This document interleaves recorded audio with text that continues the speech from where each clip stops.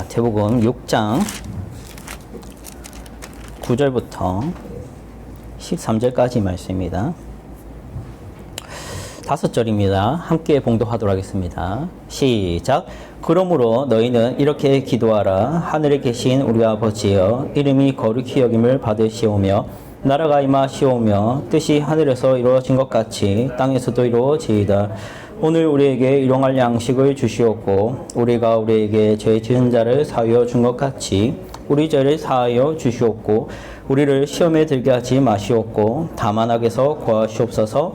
나라와 권세와 영광이 아버지께 영원히 싸움나이다. 아멘.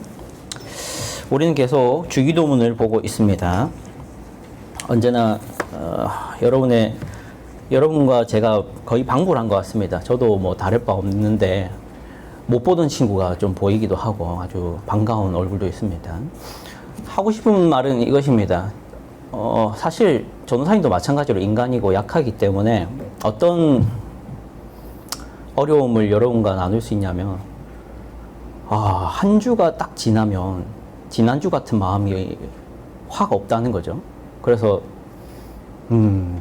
지치기도 하고 내가 여기 왜 앉아있나 라는 생각도 들어온 순간부터 듭니다. 그리고 과거처럼 옛날처럼 뭔가 의욕이 있다기보다는 의욕이 없죠. 우리 마음이 참 약하다라는 게 확인이 되죠. 저도 여러분이 그 약함이 지금 많이 있을 거라 생각합니다. 여러분을 지적하는 게 아니라 저도 마찬가지이기 때문에 여러분이 힘들 거라는 것을 압니다. 여러분이 힘든 것은 사실 그것이죠. 일주일 동안 학교 생활하고 안 믿는 사람들과 대화를 하고 안 믿는 선생님들과 안 믿는 삶에 대해서 배우고 신앙과 별개의 돈 버는 것들만, 그리고 어떻게 하면 대학에 들어가는 그런 수단과 방법에 대해서만 일주일 동안 배우다가 교회에 나오려고 할 이 주일이 되면 그 마음이 예전 같지 않고 그렇게 되죠.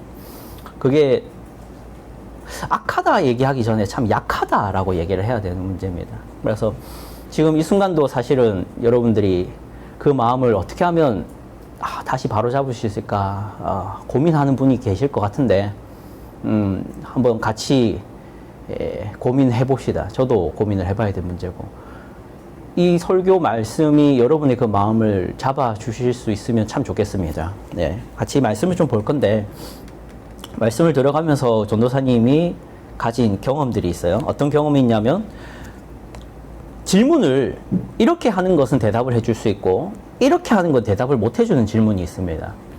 그럼 이렇게 첫 번째 전자로 대답해 줄 수 있는 질문은 뭐냐면, 왜 기도를 해야 되나? 왜 교회를 나가야 되나요? 왜 성경을 읽어야 되나요? 왜 죄를 안 지어야 되나요? 왜 신앙인을 만나야 되나요? 왜 주일 성수를 해야 되나요? 혹은 왜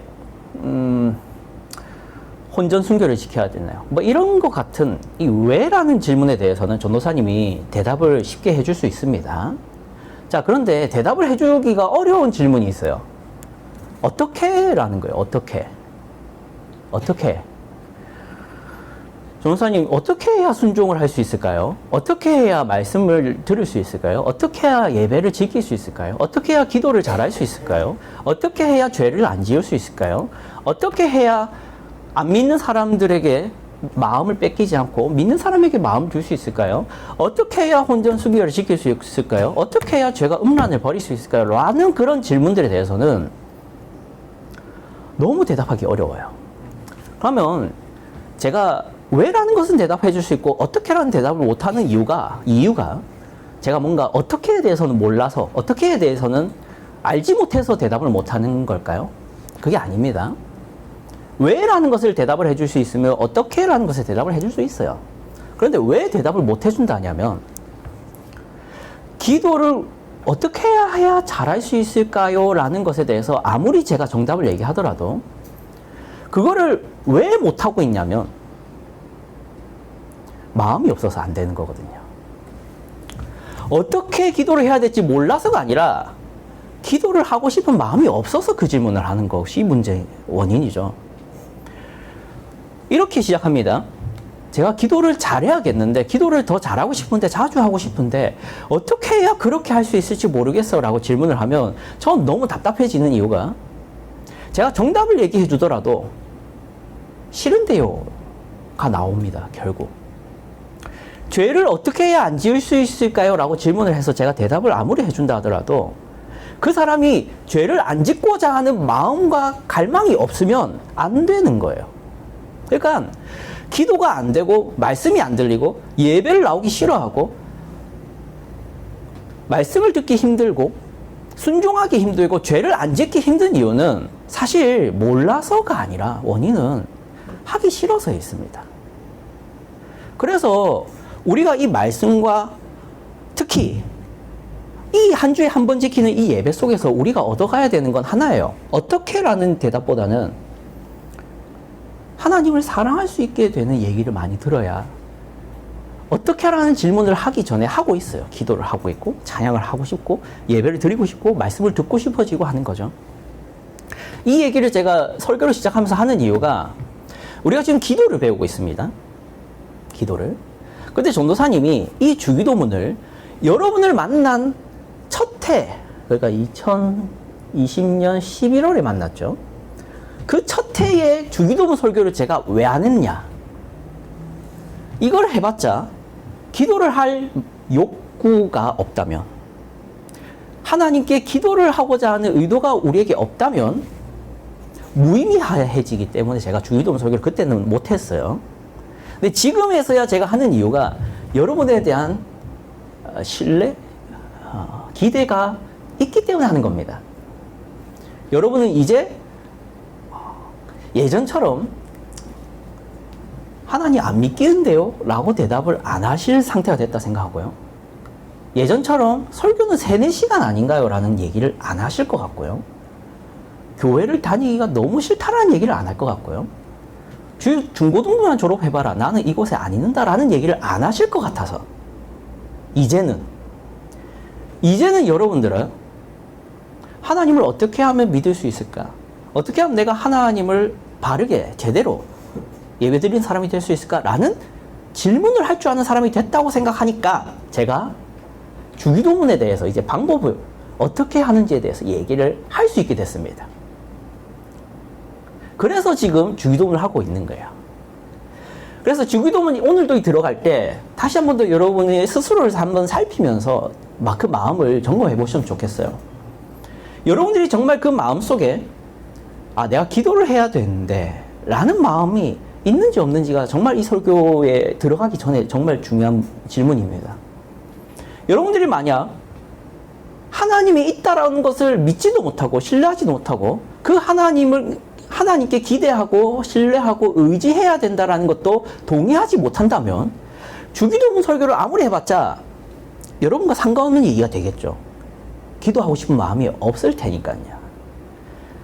그래서 여러분 마음이 기도를 해야 되는데, 하나님을 생각하고 하나님이 원하시는 뜻을 궁금해해야 되는데, 하나님이 뭘 원하시는지를 내가 알아야 되는데 라는 그런 마음이 스스로에게 있는지 한번 스스로 질문해보고 그런 자세와 태도로 오늘 설교를 들었으면 좋겠습니다. 이게 제 염려입니다. 아시겠죠? 자, 그러면 이제 주기도문에 대해서 들어갑니다. 특별히 어떤 주기도문의 내용을 들어가기 시작하냐면 오늘 제목이 뭡니까? 주기도문 해설 4 뭐죠? 나라가 임하시오며. 여러분들 주기도문 외울 때마다 나라가 임하시오며 라는 기도 하시죠? 그러니까 그게 무슨 뜻인지는 모르셨으니까 이제 그 깊이를 좀 아는 시간을 가지도록 하겠습니다. 이게 제목이 잘못됐죠? 주기도문 해설 4입니다. 나라가 임하시오며이죠. 여기 노란색 이건 잘 해놓고서는 이건 안 바꿨네요. 나라가 임하시오며. 우리 이거 다 했죠? 이걸 다시 한 번 더 보면서 시작했으면 좋겠습니다. 주기도문의 구조죠. 매번 봅니다. 첫 번째는 뭐죠? 머릿말. 하늘에 계신 우리 아버지요. 이걸로 시작하시죠. 두 번째 뭐죠? 하나님에 대해서 3가지 기도를 합니다. 첫 번째 뭐였죠? 이름이 거룩히 여길 받으시오. 여러분 다 아는 거예요. 매주 예배 때 마칠 때마다 하니까 주일학교 때도 하셨죠? 그리고 두 번째가 뭡니까? 이게 이제 오늘 우리가 할 내용입니다. 그 뒤는 뭐 또 하진 않겠습니다. 자, 두 번째 기도입니다. 나라가 임하시오며. 우리 예수님이 하라고 하신 기도입니다. 그럼 나라가 뭘까? 여기서 말하는 나라가 뭘까? 대한민국일까요? 아니죠. 뭘 말하는 걸까요? 하나님 나라 혹은 천국이라고도 표현할 수 있는 것입니다. 자, 성경에는 하나님 나라라는 표현이 정말 많아요. 여기서는 천국, 회개하라 천국이 가까이 왔느니라 하였으니. 그리고 요한복음 3장 3절에서는 예수께서 대답하여 이르시되 진실로 진실로 내게 이르노니 사람이 거듭나지 않으면 하나님 나라를 볼 수 없느니라. 마가복음 14장 25절에 진실로 너에게 이르노니 내가 포도나무에서 난 것을 하나님 나라에서 새 것으로 마신 날까지. 그래서 하나님 나라에 대한 얘기가 성경에 빈번히 나옵니다. 자, 그런데 여기 말하는 하나님이 계신 그 곳이 로마 제국 같은 나라의 모습일 거라고 생각해서는 안 됩니다. 그러니까 하나님께서는 나라라는 개념을 통해 그곳을 비유적으로 표현하고 계시는데, 이게 무슨 말이냐면, 이 하나님이 지금 우리에게 오라고 하시는 오라는 곳이 천국이란 표현 안 하겠습니다. 성경은 이런 나라다, 하나님 나라다 하는 표현으로 우리에게 말씀하시긴 하는데, 정말로 그게 우리가 생각하는 그 나라가 정확하게 맞느냐 했을 때 그건 아닙니다. 우리에게 익숙한 표현과 익숙한 단어와 우리가 알만한 것으로 말씀하시기 위해서 우리의 입장에서 말하다 보니까 나라라는 얘기를 하시는 거지, 정말로 거기가 무슨 나라라는 곳은 아닙니다. 그래서 우리가 나라 하면은 오해가 많이 생겨요. 내가 생각하고 있는 나라라는 개념과 하나님이 말씀하시는, 하나님이 알고 계시는 하나님이 계신 그곳, 천국이라고 표현하고 있는 그곳이 꼭 나라가 아닙니다. 그래서 우리는 이것을 주의 깊게 살필 필요가 있는데, 오늘은 그것을 좀 먼저 해보도록 하겠습니다. 자, 문제점을 하나 지적해보죠. 아까 얘기했던 것의 구체적인 내용인데, 먼저 우리는 지성적인 문제가 있어요. 한번 같이 읽어보죠. 시작. 현대인들은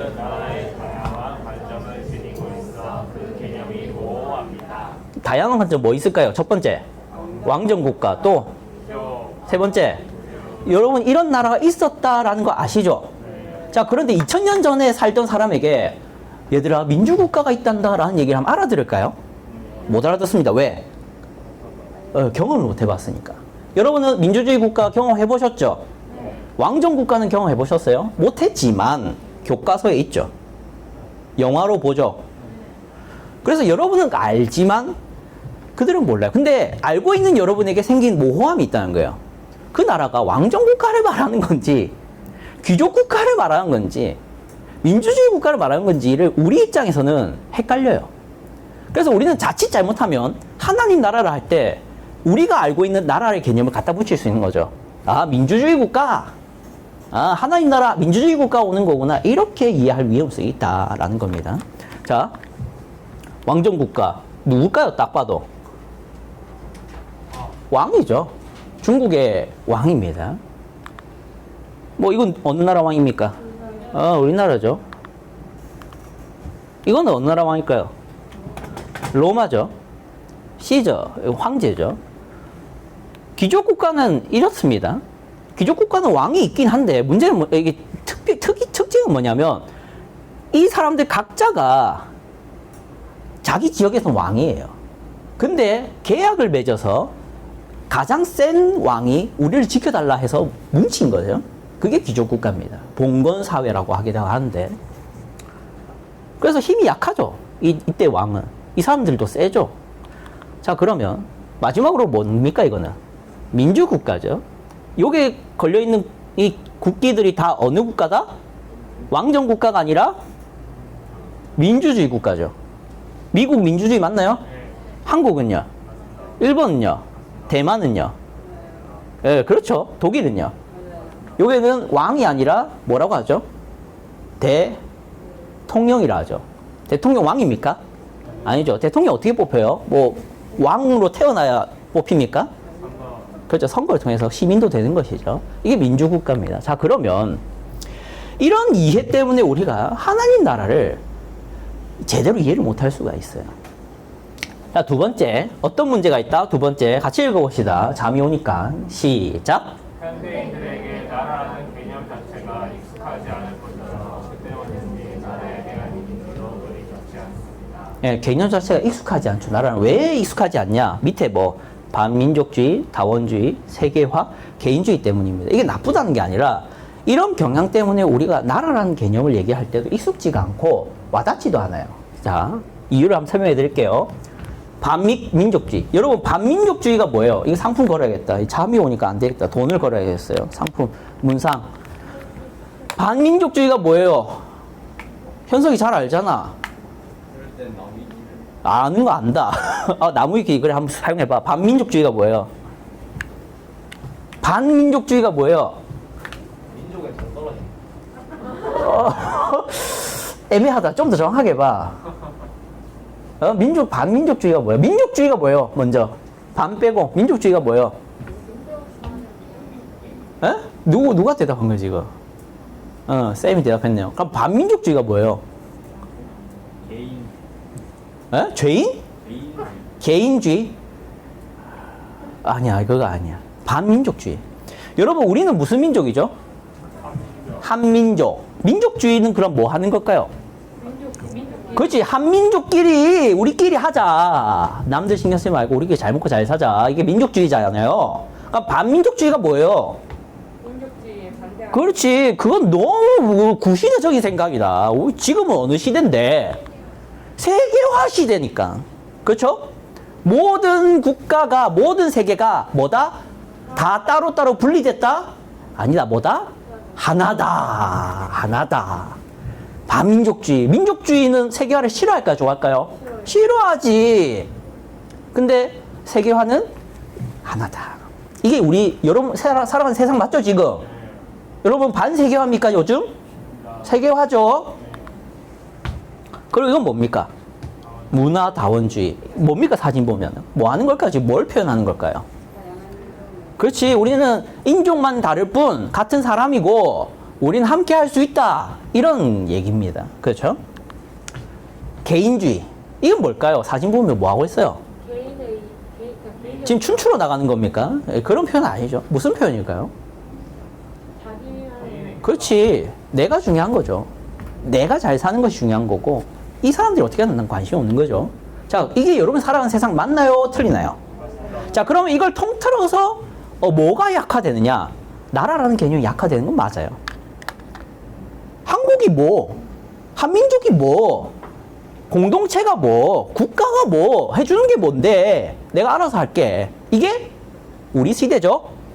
그럼 여러분에게, 그런 요즘 사람들에게 여러분 하나님 나라를 바라십시오라고 얘기를 해봤자 나라라는 말 자체가 불편합니다. 그렇게 좋게 안 들려요. 여러분 이렇게 얘기해 볼까요? 이거 봐야겠지. 여러분 조사를 했어요. 전도사님이. 여러분 이 설교를 한 줄 설교한다고 조사까지 합니다. 제가 한 거 아닙니다 사실. 이 갤럽에서 한 것 같은데 Z세대, 밀레니얼 세대, X세대, 86세대가 있는데 여러분 어디 속해요? Z세대. 1996년도부터 2005년도 출생자. 2005년도 뒤에 출생한 사람 있어 여기에? 와 대박. 와 2000 붙다니? 2008 2008년인데 뭐 했지? 2009년생. 나 대학 들어갔네? 수영이 좋겠다. 나보다 오래 살겠다. 자, 여러분 Z세대, 여러분 세대입니다. 자, 그러면 무슨 조사를 했냐?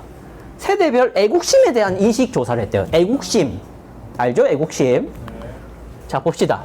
애국심을 가져야 한다고 생각한다. Z세대 몇 퍼?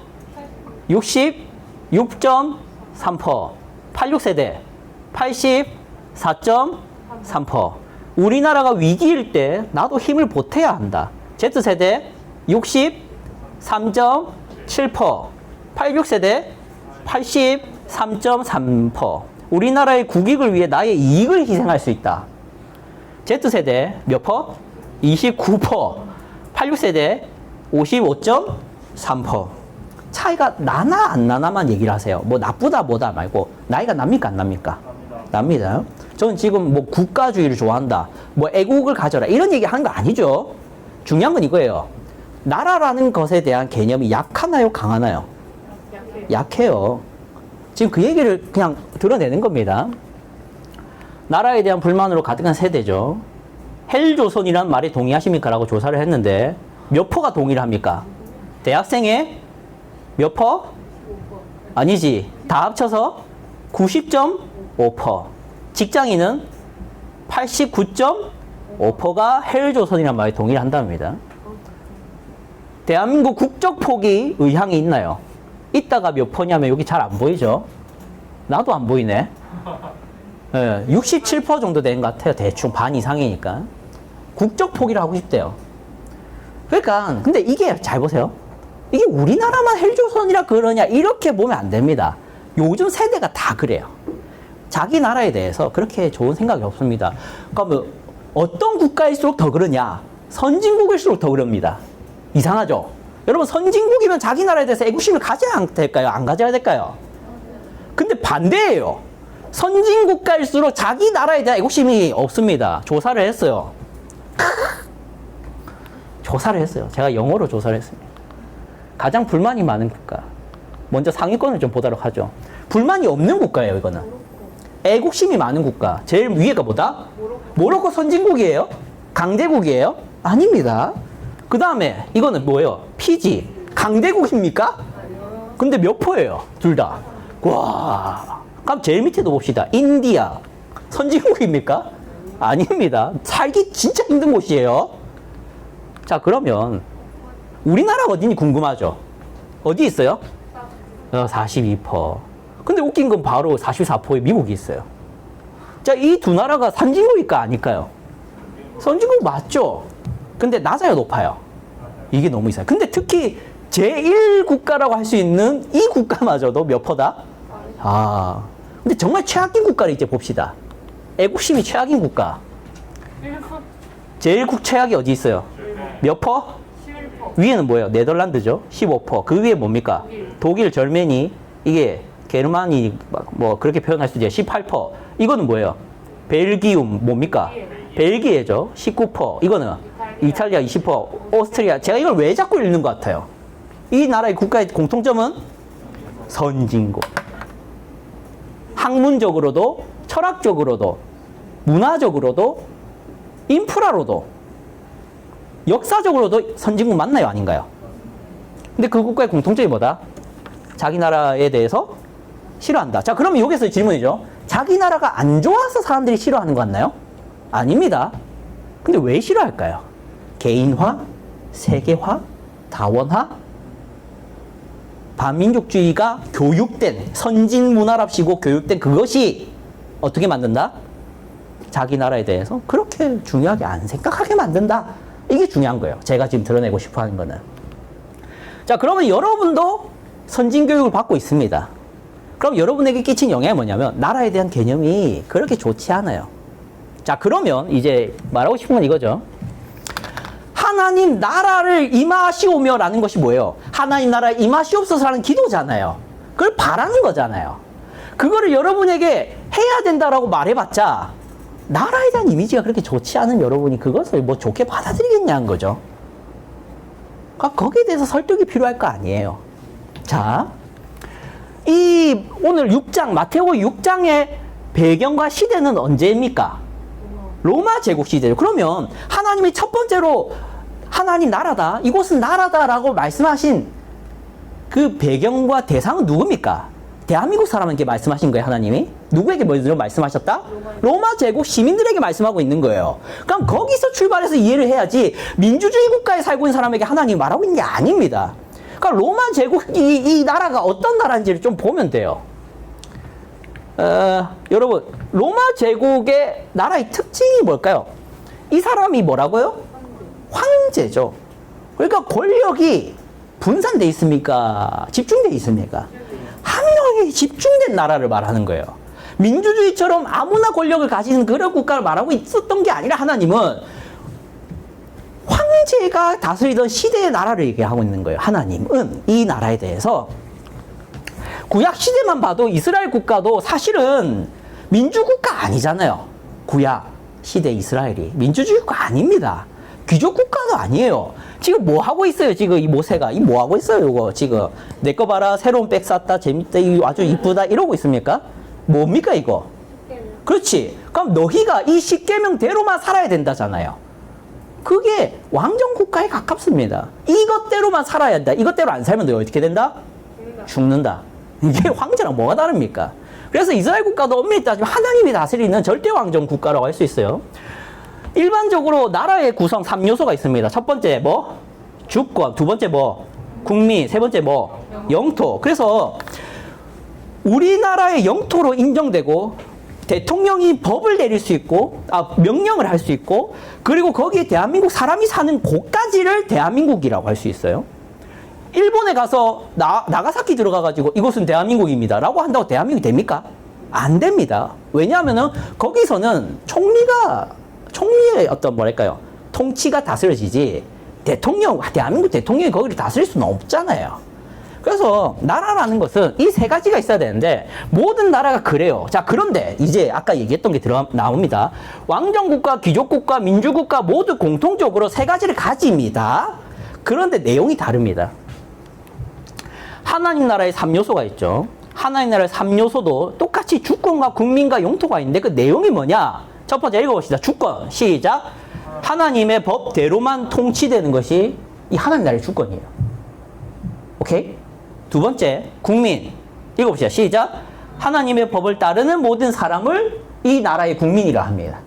세 번째, 영토. 시작. 하나님의 법대로 통치되고 있는 장소. 여기까지를 하나님 나라라고 할 수 있는 거예요. 그러니까 철저히 뭡니까? 하나님 나라고 할 때 그 하나님 나라는 하나님 법대로 통치되냐 아니냐밖에 없어요.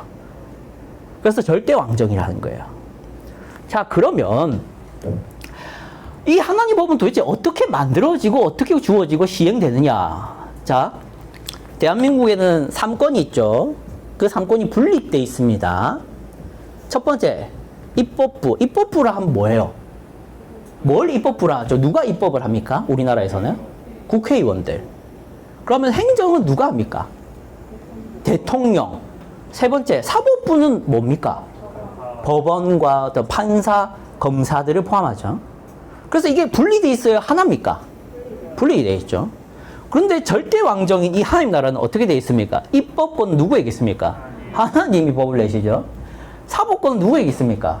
하나님이 재판하시죠. 그 다음에 행정권은 누구에게 있습니까? 하나님이 관리를 하시죠.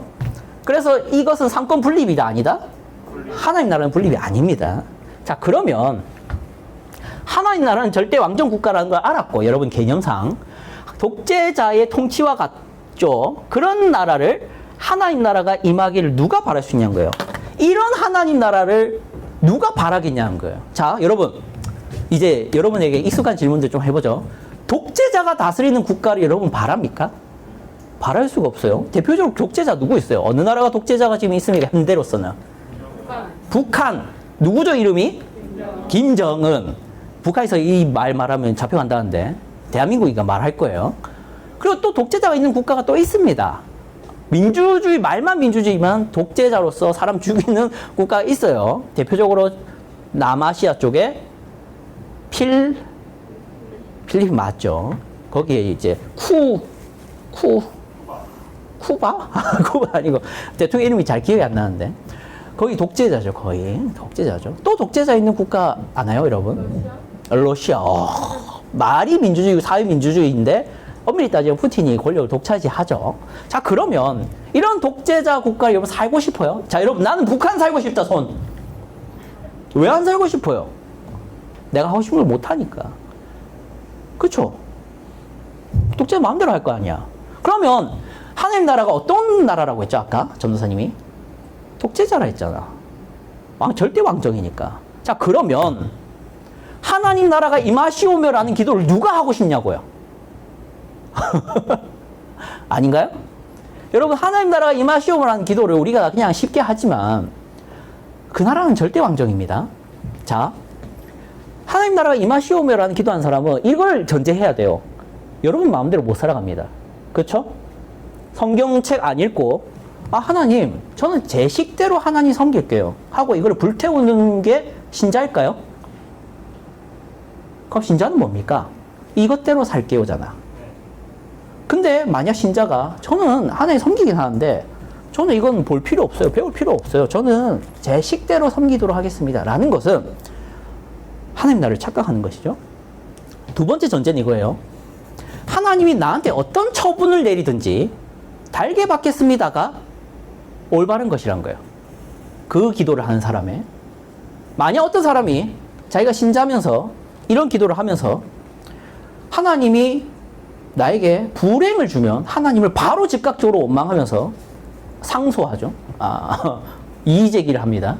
왜 이딴 결과밖에 주지 못합니까? 나는 잘했는데.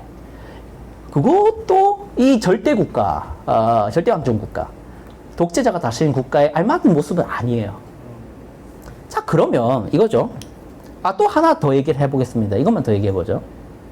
하나님, 제가 성경책을 읽어봤는데 하나님이 이게 내신 이 법이 좀 마음에 안 듭니다. 선진적이지 않아요. 진보적이지 않고 세계화의 흐름에 맞지도 않습니다. 2020년도에 살아가는 제 입장에서는 너무 불쾌한 얘기가 좀 많네요. 좀 수정을 요구합니다, 하나님. 그럼 하나님, 어떤 수정을 원하느냐? 동성애 합법화해 주시고요. 동성애를 죄라고 말하는 본문도 빼주시고요, 좀. 그리고 믿는 사람과 사결하라는 얘기도 불쾌합니다. 빼주세요. 그리고 또 보면은 안식일을 거룩히 지키라는데 저는 주일날 일을 해야 되거든요. 불편합니다, 하나님. 그리고 마지막으로 하나님, 저는 한 개 더 불편한 게 있는데 죄 지으면 지옥 보낸다고 하시잖아요. 지옥 없애주세요. 싫습니다. 하나님 사랑이신데 왜 누구를 지옥 보냅니까? 하는 것이 하나님 나라를 바라는 사람은 아니에요. 민주주의 국가를 바라는 사람이지. 자, 여러분, 제가 이런 얘기를 계속 하는 이유가 누가 할 수 있냐는 걸 마지막으로 얘기한 거예요. 누가 이런 기도를 할 수 있냐? 같이 봅시다. 읽어보죠. 제목 시작. 하나님 나라가 임하길 기도하는 사람. 첫 번째 시작. 세상 국가의 상권에 환멸을 입니다. 삼권 뭐예요? 다시. 첫 번째 입법부, 두 번째 사법부, 세 번째 행정부. 자, 그러면 거기에 대해서 환멸을 느끼는 사람이어야 하나님 나라를 바라는 겁니다. 자, 여러분, 이 본문이 언제 주어졌다고요? 로마 제국. 그럼 로마 제국의 이 입법자가 누굽니까? 황제고, 사법부가 누굽니까? 그리고 행정부가 누굽니까? 황제죠. 네, 똑같은 거 했나요? 맞죠? 그 다스림과 통치를 환영하고 좋아하고 기뻐하는 사람이 있을 수도 있겠지만, 그럼 누구만 기뻐했을까요? 당시에는 귀족들, 관리자들, 의회 의원들만 좋아했겠죠. 누구는 힘들었을까요? 그 황제가 자꾸 하라는 대로 사는 게 힘든 계층이 있을 거 아니야. 누굴까요? 노예, 평민들이겠지. 그잖아. 수탈을 당하니까. 가장 많이 힘들었던 사람들이 당시의 기독교인이겠죠. 왜냐하면 황제가 가장 강력하게 요구했던 게 황제 숭배예요. 나는 신이다. 숭배해라. 그러면 기독교인들 입장에서는 그걸 받아들일 수 있을까 없을까? 없습니다. 왜? 기독교인은 누구를 믿으니까? 유일한 신은 하나님입니다. 자, 그러면 여기에 대해서 환멸을 느끼고 힘들고 괴롭고 고통을 당합니다. 그러면 이 나라 말고 하나님 나라 왔으면 좋겠습니다. 이 기도를 비로소 한다고요. 이 세상이 너무 좋고 이 세상이 너무 아름답고 이 세상이 너무 괜찮고 올바르다 생각하는 사람이 하나님 나라를 바랄 수는 없어요. 그래서 여러분들이 신자가 된다는 것은 단순히 하나님을 사랑하는 문제만이 아니라 세상을 미워하는 것도 같이 가야 됩니다. 세상을 미워하는 생각은 전혀 없는데 하나님은 사랑한다라는 말을 한다는 게 모순이에요. 하나님 나라가 제발 임하시옵소서라는 기도를 하는 사람이 이 세상 나라에서 평안하고 기쁘고 행복하고 이 안 믿는 사람들과 너무 잘 지낸다는 것은 모순이라고요. 아닙니까? 여러분 부모님을 때리는 사람을 좋아합니까? 여러분이 사랑하는 사람을, 여러분의 배우자를 나중에 생길 수 있겠죠. 괴롭히는 사람에게 사람과 희덕거리면서 대화를 할 수 있습니까? 그건 모순이잖아요.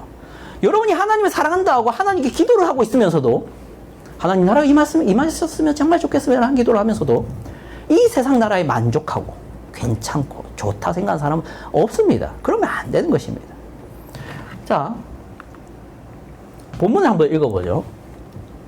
끝나가네요. 빨리 읽겠습니다. 이거 같이 읽어봅시다. 시작.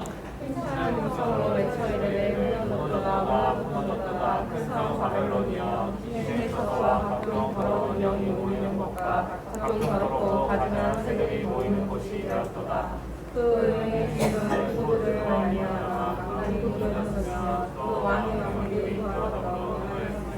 땅의 하나님께서 그 자치의 세력으로 지도하였도다. 하나님께서 지금 보여주시는 우리의 현실입니다. 하나님께서 이게 예언이라고 말을 하지만 사실 예언이라기보다는 너희가 살고 있는 세상에 대한 비유적인 표현들이에요, 하나님이. 여기 무슨 성이 나오죠? 바벨론. 그러니까 이거는 비유적인 건데 뭘 말하냐면 우리가 살아가는 세상 나라들을 말해요. 세상 나라들. 거기에 대해서 뭐라고 표현합니까? 가증한, 더럽고 가증한 새들이 모이는 곳이 되었도다. 음행의 진노의 포도주. 왕들이 그와 더불어 음행. 어떤 곳이라고요? 음행. 가증함. 더러운 곳이 있는 곳이 여러분이 살아가는 세상 나라라는 거예요. 하나님이 그걸 왜 얘기하냐? 이걸 도대체 이걸 왜 편지를 쓰냐? 우리는 그렇게 안 여기니까. 그러니까 설득을 해야 되잖아, 하나님이. 야, 너희가 살고 있는 곳이 어떤지 아냐? 음행이 있고, 음란이 있고, 가증하고 더럽다. 우리는 그렇게 안 여긴다. 이게 문제예요. 자, 여러분, 그러면 여러분 자신에게 한번 질문을 해보세요. 여러분은 이 나라가 너무 좋지 않습니까, 혹시? 여기서 성공을 한다면 행복할 것 같지 않습니까? 혹은 유튜브를 보고 성공한 사람들을 TV로 보면은 저 사람처럼 되고 싶다라는 부러움이 가득하지 않습니까? 그런데 여러분, 저 사람들이 뭐 하는데요? 여러분이 TV로 보고 있고 유튜브로 보고 있는 그 사람들이 뭘 합니까? 원나잇 하죠. 돈 많아서. 쉽게 이혼하죠. 가정에 대한 책임감이 별로 없죠. 아무리 힘든 사람과도 버틸 생각이 없죠. 왜? 내 삶이 중요하니까. 또 뭐가 있습니까? 내가 행복하기 위해서 낙태도 쉽게 하죠. 아이를 죽이는 한이더라도 내가 누릴 자유가 더 중요한 나라죠. 그래서 낙태죄 합법화를 하려는 거 아닙니까? 미국은 합법화 돼 있죠. 1년에 80만 명이 죽습니다. 태어나지 못하고 80만 명이 죽어요. 1년에 80만 명이 죽어요. 낙태 수술이 80만 번 일어난다고요, 미국은. 여러분, 우리나라 한 해에 몇 명 태어나는지 아십니까? 몇 명 태어나죠, 한 해에 아이가? 2년 전인가? 22만 명 태어났더라고요. 2년 전에. 지금은 더 줄었습니다. 근데 미국은 몇 명이 낙태로 죽는다고요? 80만 명. 출산율이 왜 줄까요? 그냥 생각 없이 즐기다가 생겼는데, 죽여버려야지. 이게 낙태입니다. 이게 여러분이 앞으로 성공하고 싶어 하고, 인기 얻고 싶어 하고, 칭찬 듣고 싶어 하는 사람들이에요. 그걸 가증하게 여겨야 하나님 나라를 바라는 겁니다. 하나님 그걸 설득하고 싶은 거예요. 마지막으로 이거 얘기만 하고 빨리 마치죠. 이건 읽지 맙시다. 그래, 빨리. 오케이. 자, 두 번째 해야겠죠. 같이 읽어봅시다. 시작. 하나님이 최상의 입법부, 행정부, 사법부, 행정부 라는데 깊은 신뢰를 가진 사람. 죄송합니다. 제가 절었네요. 입법부, 사법부, 행정부 최상의 이런 삼권이 하나님이 하실 수 있다는 것에 신뢰를 가진 사람 말하는 거예요. 자, 하나님 나라는 어떤 나라를 했죠? 민주주의국가? 귀족국가? 뭐라고요? 절대왕정. 그것도 사법부도 하나님, 입법부도 하나님, 행정부도 하나님. 그러면 최악의 독재자가 다스리면 최악이 되겠죠. 근데 최상의 위인과 최상의 선한 사람과 최상의 지혜로운 사람이 독재자가 된다면은 어떨까요? 정말 유토피아가 되겠죠. 아닌가요? 독재 국가는 그 왕이 누구냐가 정말 중요합니다. 그런데 그 왕이 하나님이라면 괜찮다가 돼야 되는 거예요. 여러분이 이 기도를 하려면 하나님에 대한 신뢰가 있으셔야 돼요. 하나님 나라가 임하시오며라는 것을 왜 바라느냐? 저 로마 황제, 저 시자보다는 낫다. 하나님이. 어떤 국가의 통치자보다 우리 하나님은 공의로울 것이다. 선할 것이다. 완전할 것이다. 지혜로울 것이다. 나를 사랑하실 것이다. 그런 왕이시다. 라는 것에 신뢰가 있는 사람은 하나님 나라가 임하길 바랍니다. 이 기도를 그 사람이 해요. 이거 읽고 마치도록 하죠. 입법부에 대한 얘기입니다. 같이 읽어보죠. 시작. 오늘 내가 너에게 선포하는 이 율법과 같이 그 죄와 법도가 공의로운 나라가 어디 있느냐. 이 율법이 어떻다? 공의롭다. 하나님이 내신 법은 공의롭다. 이것을 여러분이 신뢰할 수 있어야 됩니다. 두 번째, 사법부 시작. 오늘 반석이시니 그가 하신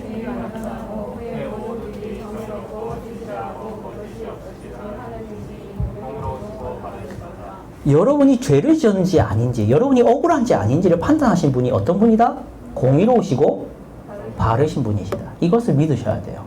세 번째, 행정부. 시작. 주의 나라는 영원한 나라이니 주의 통치는 대개에 이르리이다.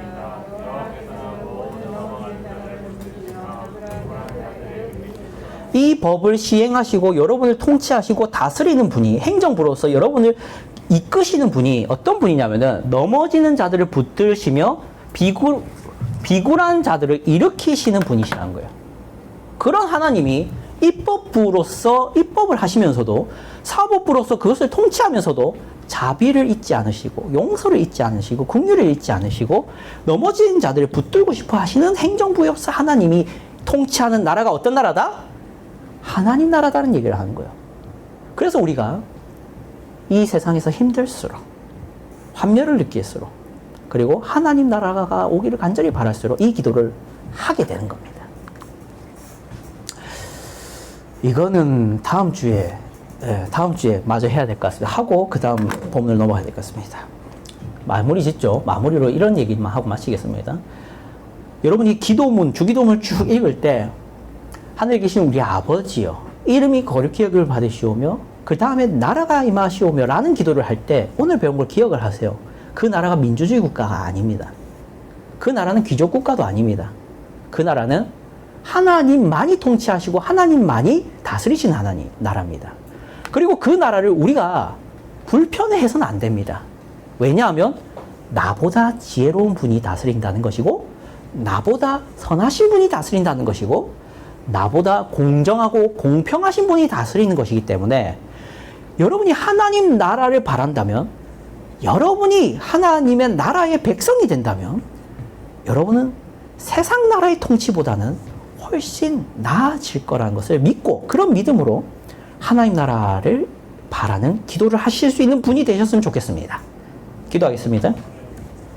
하나님 아버지 감사합니다. 우리가 이렇게 함께 모여서 주기도문에 대해서 배우게 되었습니다. 하나님 나라가 임하시오며 라는 이 기도를 우리가 할 적에 이 나라가 정말로 좋은 나라고, 세상 나라보다 훨씬 좋은 나라고, 내가 살아가고 있는 이 세상 나라에 어려움과 고통이 없는 나라라는 것, 슬픔도 없고 비참함도 없고 불공평함도 없고 억울함도 없고 다치는 일도 없고 해하는 일도 없고 누군가를 상처 주는 일도 없는 나라라는 것을 믿음으로 하나님의 통치와 하나님의 다스림과 하나님의 공정한 판단만이 있는 이 나라를 우리가 간절히 소망하며 이런 기도를 할 수 있는 저희 되게 하여 주시옵소서. 살아계신 예수 그리스도의 이름으로 기도드립니다. 아멘.